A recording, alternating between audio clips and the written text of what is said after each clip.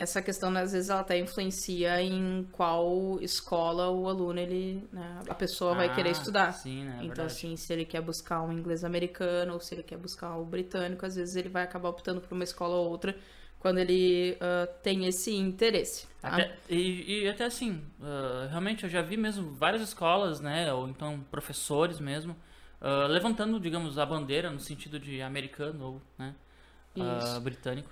Não, tem sim, né? É que é claro, assim, bom, primeiro vamos explicar o que que é, porque de repente tem alguém que tá assistindo e não sabe a questão do que é o inglês americano e o que é o inglês britânico, né?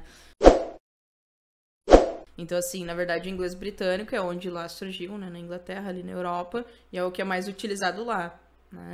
Digamos, ali é a origem? Isso, na verdade, porque o inglês ele surgiu ali, né? Pela Inglaterra, ali no Reino Unido. Então, daí ele surgiu ali onde a gente tem o inglês britânico. A gente entra, na verdade, um pouco na questão de história, né? A gente vai entrar aí muito nessa a Inglaterra colonizou lá as 13 ilhas nos Estados Unidos. E aí o pessoal que falava lá inglês, mas misturou também com o nativo que já morava lá, né? As pessoas que já moravam lá. E aí o que aconteceu? A gente tem o inglês americano, que aí vem, então, da América do Norte. Acabou se derivando, digamos assim, né? Isso, então daí na América do Norte a gente tem, né, na questão ali os Estados Unidos, Canadá, enfim, né, os países da América do Norte, eles usam o inglês americano e o pessoal lá pra cima, então na Europa a gente tem a questão do britânico e normalmente os países, outros países, que nem por exemplo a Austrália, pode ter o sotaque mais parecido com o britânico por ter sido colonizado pela Inglaterra, né, a Inglaterra foi um dos países que mais colonizou países, então antigamente, então assim, por isso que o inglês assim se expandiu bastante também, né. E aí, então, entra um pouquinho nessa questão de história. O que acontece de diferença se eu quero aprender um inglês americano ou um inglês britânico, né?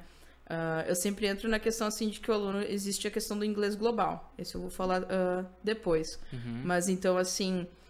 O inglês americano e o britânico, o que vai ter de diferença? A maioria, a maior parte vai ter a questão da pronúncia, né? Algumas pronuncias são, sim, diferentes. Tem palavras que se pronunciam diferente. Essa semana mesmo eu tava conversando com uma amiga minha que ela tá em Dublin, e aí ela comentou, ela foi minha aluna também, né? E aí ela comentou assim, Sora, né? Porque sempre falava beautiful, né? E eu sempre disse, eu tenho, pra mim é mais fácil, na verdade não só pra mim, mas pra maioria dos brasileiros é mais fácil ter o inglês, soar o inglês com o americano do que com o britânico, tá?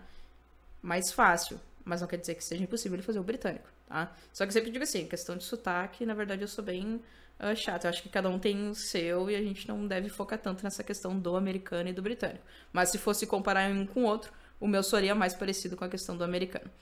E aí ela disse que lá eles falavam beautiful. Eu disse, sei, né? Porque é a questão do britânico, ele vai falar dessa forma. Então, water, né? Então, assim, são palavras que essa questão da pronúncia vai ser, sim, diferente. Mas aí a gente não precisa nem pensar na questão do inglês americano e britânico. A gente pega o próprio Brasil e prega o norte do Brasil, compara com o sul, ou às vezes até mesmo no próprio estado.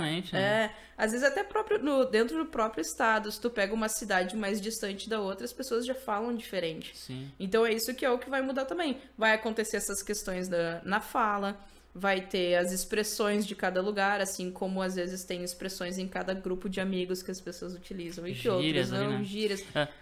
O legal, Nath, assim, desculpa te interromper, mas eu até tava estudando sobre isso e eu vi que no britânico, né, no inglês britânico, inclusive existem algumas palavras que, digamos, eles meio que silenciam, ocultam, não sei como é que se diz aí o termo correto, algumas letras, tipo o T, às vezes, o R, né? Eu já vi algumas coisas assim. Sem algumas palavras, né? Não são todas, então... Isso. E aí é que entra essa questão, assim, sabe?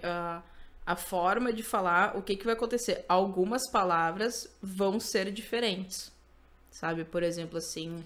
Tu tá falando da escrita mesmo? A palavra em si, isso mesmo, sabe? Que nem assim, por exemplo, apartamento. Tá. No americano eu vou dizer apartment. No britânico eu tenho flat.